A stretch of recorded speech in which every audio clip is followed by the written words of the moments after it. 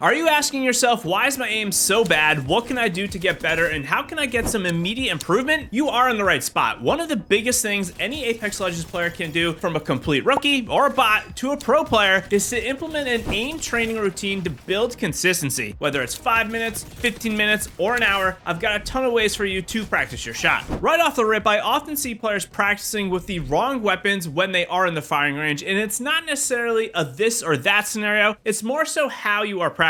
Our first question you need to answer is, should you practice by tap firing or spraying? And the answer is both, but with an emphasis on tap firing. Look at it this way. Spraying guns is great to learn recoil control, but it only works for a singular weapon. Tap firing, however, is pretty much going to help you improve your accuracy for all your guns. The second question you should ask yourself is, what weapon do I use? Do I use my favorite weapon or something else? It might not be the answer you want, but there's so many better things to do than to practice with your favorite weapon. If it's your favorite weapon, you probably don't need the extra practice, and you'll be better off by learning some of the other guns, as being versatile is incredibly important in a loot-based RNG battle royale. So what do you do when it's time to practice? It's going to depend on the time that you want to spend training, but for those with less time, let's start with tap firing the signs. This is going to help you build target acquisition and speed, which again applies to every weapon, not just one. This is of course going to help with overall accuracy as well. So for tap firing, you're going to notice that I am using a spray weapon. However, I'm not going to be just spraying the bots. What I'm going to start off by doing is just going from left to right. I'm going to tap fire the signs. I'm really not so concerned about my accuracy. I'm just trying to get warmed up. And I'm going to do this a couple times. And eventually you'll notice, really even after the first couple passes, you're going to start to get it down to way more. And after I do that a couple times, what I will start to do is make it a little bit more random, not as linear. So I'm just going to go kind of around the different signs. One thing I love to do is go between these like 4 signs over here and go top and bottom, because it kind of gets you a little bit more varied.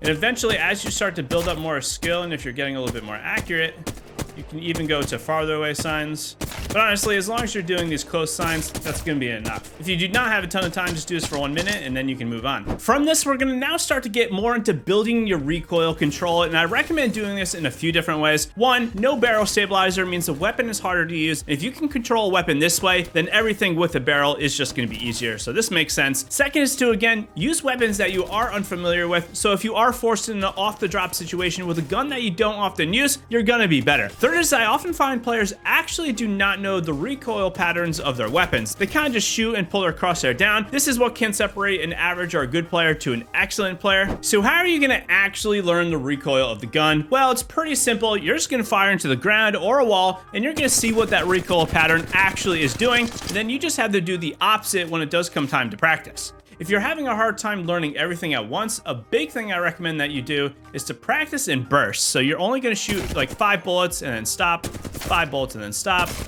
And then once you get the first initial kind of pull down right, then you can start to connect 10 shots and so on.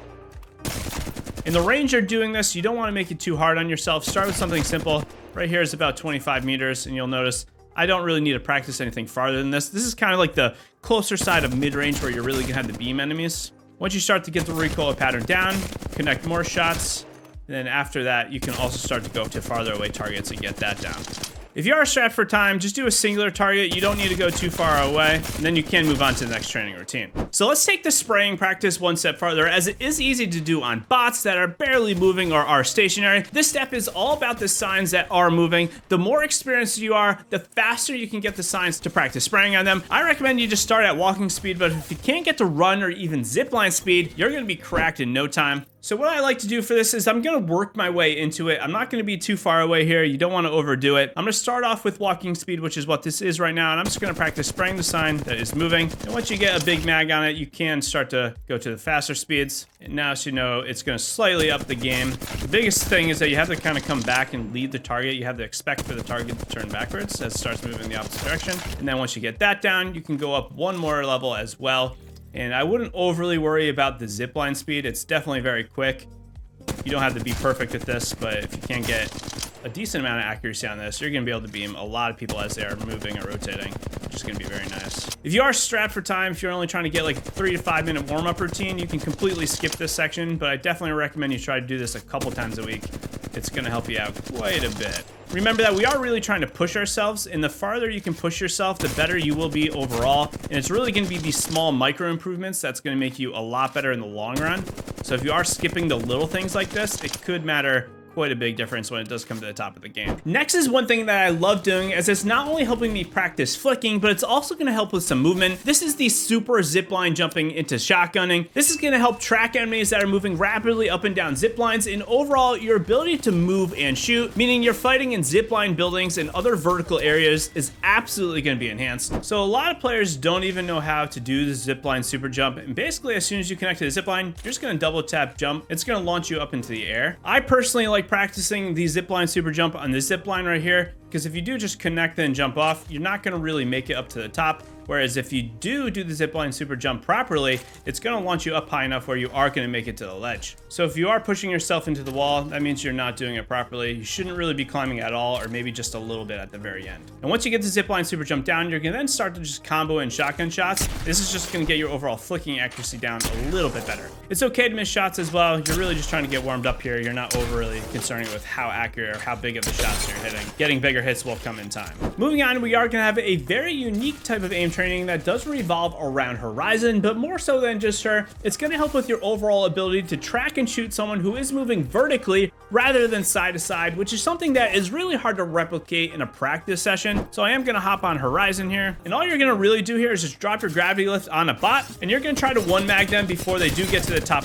If you do this successfully, then you are going to become much better at fighting any horizon, as well as enemies that are traveling a little bit more vertically. They could be dropping from height, they could be kind of grappling up the height, they could be using a Valgalt, something like that. Your goal here is to really just practice on your overall accuracy. You don't have to be too specific with how it's going. You don't really need to overthink it. This is kind of like the signs that are moving back and forth. You can skip this session if you are strapped for time, but I definitely recommend you learn this. It might seem very simple, but it is something that is very impactful. However, something that you should absolutely not skip is going to be your hip fire practice. This is arguably one of the most important things that you can do, as it's going to help you get your close range fighting down, which is completely critical. There's honestly nothing more important than being able to fight in a close range 1-on-1, 1-on-2, 1-on-3, whatever it might be. You absolutely are going to want the bots to be moving for this, and if you are struggling with your hip fire control, keep the bots shields lower health. Start with a gray shield and then move your way up as you do get a little bit better. For that hip fire practice, I'm almost always going to be using an SMG or an assault rifle. I'm not going to really use LMGs or like a triple take, a marksman, or a sniper. I don't really think that's necessary to practice with those. Again, you're not trying to be overly critical here. You're just trying to get your shot a little bit warmed up and it'll get your tracking down a little bit.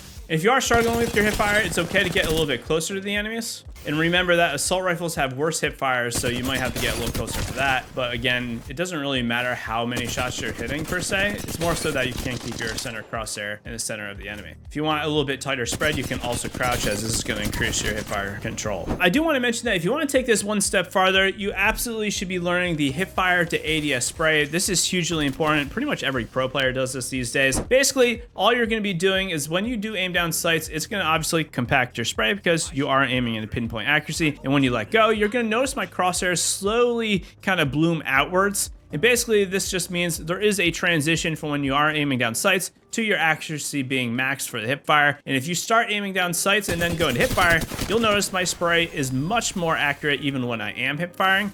And this allows you to extend your range. And this is something that is very critical with assault rifles, since they don't have as good of hip fire as something like an SMG. And you can kind of go back into it if you are struggling. You can do a little aim down sight, hip fire, a little aim down sight. And if you are brand new to this, it's going to feel really weird because this is just something that you're not generally used to. This is great for those mid to close range counters where maybe someone is slightly out of hip fire range, but you still want to have the complete movement. And basically why you would want to do this is when you're moving left or right and you're not aiming down sights, you are way faster. Whereas if I aim down sights, I'm much slower, which makes it much easier for enemies to beat me, which is why your movement is always very critical. And this works for both SMGs and ARs. Just note that you might need to aim down sights a little bit more depending on the weapon you're using as well. One aim training thing that you may want to do, but it's definitely something you can skip, but if you can't practice quick scoping, this is going to give you a little bit of practice when it comes to centering. Centering is very important. Where your crosshair is placed, even when you're not firing, is very critical. If your crosshair is already at body or head level, this means you're going to have a much easier time snapping onto your target. Whereas if you're aiming at someone's feet, then you are going to have a much more difficult time actually connecting your shots. And even if you do connect your shots, you're going to be slower. You're not going to be as fast. So if you do practice quick scoping, this is all about crosshair centering. This is going to help you out greatly just overall get your aim down. You don't have to overthink this. I'm just going to practice doing some quick scope shots. While I generally don't think using marksman and sniper weapons is good in the long run, because I actually think it makes you a little bit worse if you're using long range guns, this will help you get practice with these weapons that you might not be using as often. And honestly, you are going to have to use these guns off the drop now and then, because that just is how it goes. So I mentioned it earlier, but oftentimes winning more gunfights may not even be dependent on how good your aim is. Your positioning and overall movement can have a massive impact on your game. The biggest singular movement or combat tech you need to learn and utilize is going to be side peeking. And honestly, not just learning it, but being extremely proficient with it. This means you're going to be min-maxing. This means minimizing the incoming damage while maximizing the outgoing damage. You can really practice this anywhere in the firing range. You can also practice it when you are in game, which is honestly the better way to go. But I'm just going to practice peeking out the side of objects and getting some shots on enemies and then going back. If you want a really high level trick is honestly, you shouldn't really be peeking the same side every time, because when I peek a side the first time, the enemy isn't expecting it, but if I peek that side again, the enemy is probably going to be lined up on me already, making it very easy for me to get shot because they're going to know where I am. So if you can peek one side and then hop back to the other side, this is going to be very good. And if you're not really sure if you are side peeking correctly, a great thing to do is to turn on third person mode in the firing range. Honestly, seeing is sometimes believing, and if you can see the way you are moving, you're going to better understand what your character is doing, and thus when it comes game time, you're going to be way better off than a lot of other players who aren't doing this type of practice. And you'll also notice this is great to learn kind of like how to implement crouching into your fights. You don't want to just crouch spam because honestly, look, my character is not even doing anything, but if you are intermittently crouching, this is great. Hopefully this more casual type of video is helpful. I don't really do many like this these days, so if it was helpful, hit that like button. Check out this video if you want more ways to improve, and as always, happy gaming, legends.